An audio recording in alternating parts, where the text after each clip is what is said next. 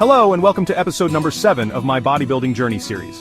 In this episode, we will discuss the Mr. California light heavyweight victory. If you are new, welcome.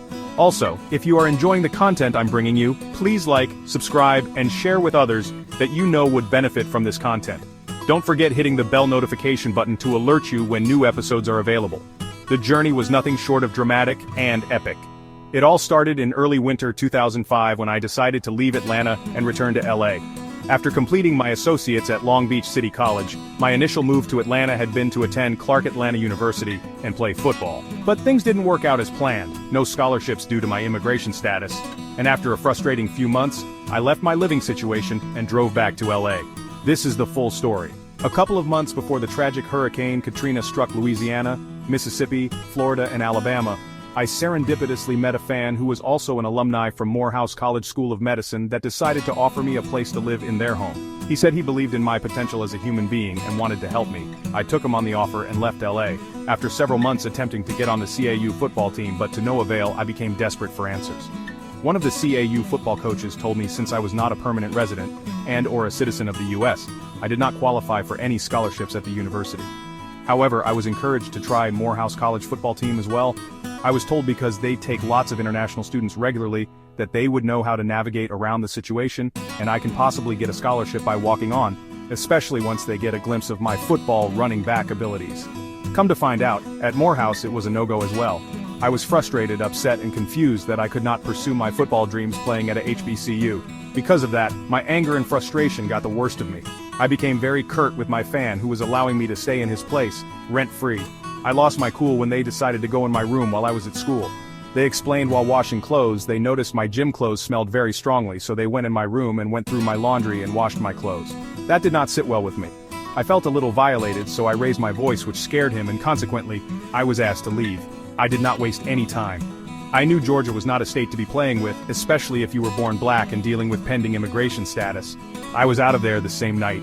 Since I was still dealing with my pending immigration status, which put my entire life in limbo and made me live in purgatory, endlessly, I became severely discouraged. My ID situation was problematic. I was just making it out of the grace and mercy of our higher divine ancestors.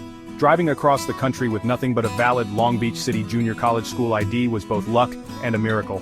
I was told by a wise person, it is better to be lucky than good. For years while going to school, I did not have a valid driver license that was consistent. I was on college campuses the majority of the time, therefore, I was rarely asked about my ID and was not regularly harassed by campus police. Once I was back, I decided to fully dedicate myself to bodybuilding. I reconnected with an old roommate in Long Beach, and we agreed that I'd pay rent by allowing him to document my journey. I had old connections at Gold's Gym Venice. I was given a week's free pass to use it. First day back in the gym, while doing a back routine, I was noticed by a guy named Robert Sherman. He compared my physique to that of Flex Wheeler's, who's a legendary bodybuilder that never won the Olympia, which don't make sense if you ask me. So, Robert told me to hold on one sec while he gets Charles to confirm what he is telling me. That led to an introduction to Charles Glass, a legendary trainer. I was shocked and amazed. Charles asked me to continue working out my back and said I should squeeze and hold for a count of 2 seconds for every 5 reps, and I was doing a set of 15 reps. It really works. You should try them. He asked if I was serious about bodybuilding, if I was coachable, and if I was committed to doing whatever it took. I responded, yes, I will do whatever it takes. I'm ready to go to the next level. I did what he asked, and then he asked me to hit a rear double bicep so he can check out my back. After I did, he told Robert, you're right. He has that small waist, with cobra back. His aesthetics are incredible. They both looked me in the eyes and saw my intensity. They saw how serious I was. Rob responded and said, okay warrior, we start tomorrow at 5 a.m. sharp. Be ready and bring your posing trunks.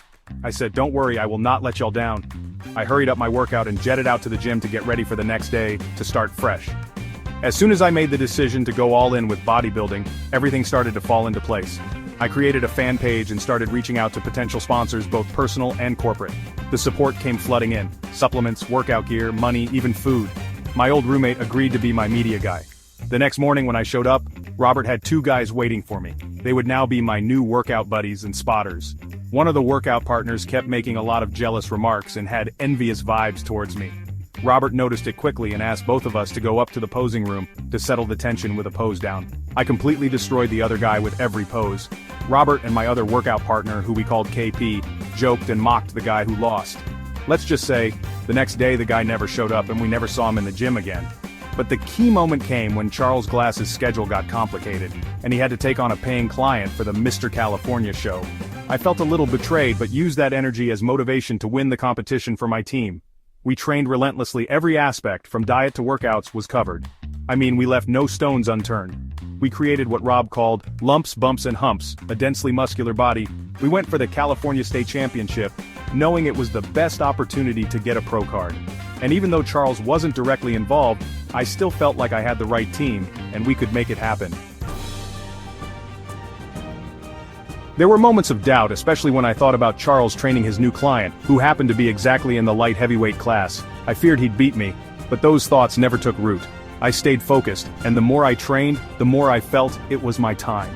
Everything felt aligned, almost destined. I had complete tunnel vision. On the day of the competition, I walked on the scale backstage during the weigh-ins. I came in at 186 pounds. People thought I looked over 230 pounds of muscle. The men's open light heavyweight class ranged from 176 to 198 pounds. When I hit the scale at 186 pounds, the other competitors were already whispering about how prepared I looked. My muscle bellies were full, my shoulders were round and protruded out, my glutes were striated and my veins were popping everywhere. Looking like that severely intimidated the other competitors. They became immediate fans. There was chatter amongst the other competitors that I was looking so ready that no one would stand in my way. I walked on stage knowing it was mine to lose. I knew I had this. I destroyed the light heavyweight division and took first place. Yes, I even looked fuller and more completed as a bodybuilder than Charles' client did. I was super stoked. When it was time for the Mr. California overall title pose down, I went out there and stood my ground. The super heavyweight and I were neck to neck, however. He was at least 5 inches taller than me. After we did our pose down and flexed for the fans, the music stopped and I closed my eyes and waited for my name to be called.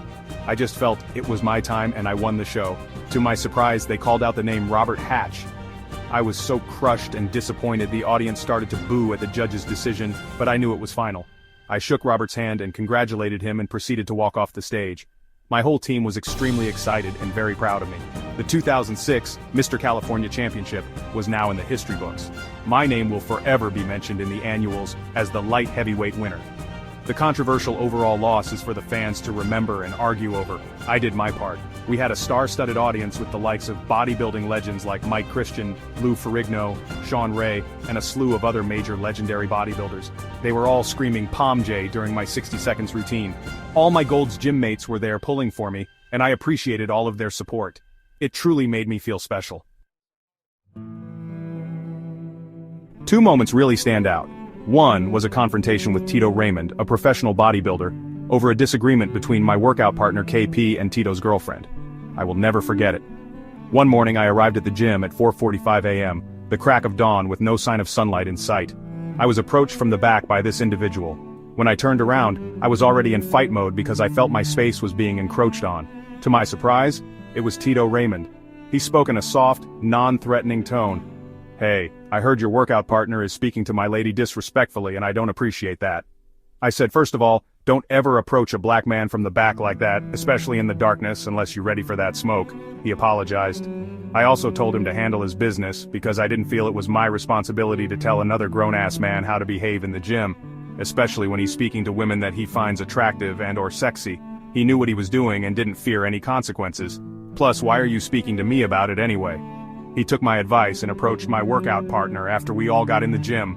The entire gym started noticing what was happening as their voices started to become louder. They started to exchange words that was very threatening and aggressive to each other.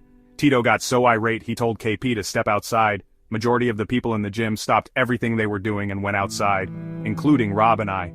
Celebrities like Lou Ferrigno, Ray Liotta, and many other celebrities came out to witness the show.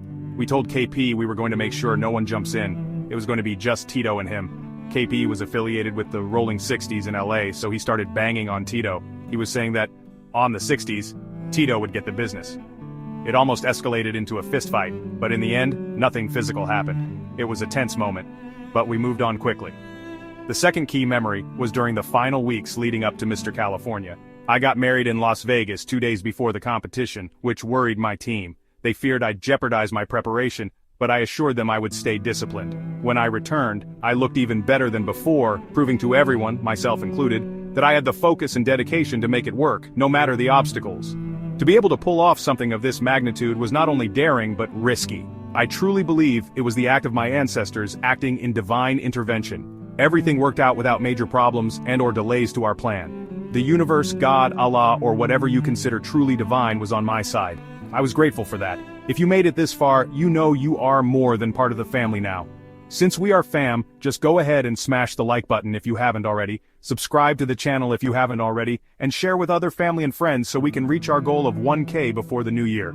Don't forget to hit the bell notification button to alert you when new episodes are available. Thanks.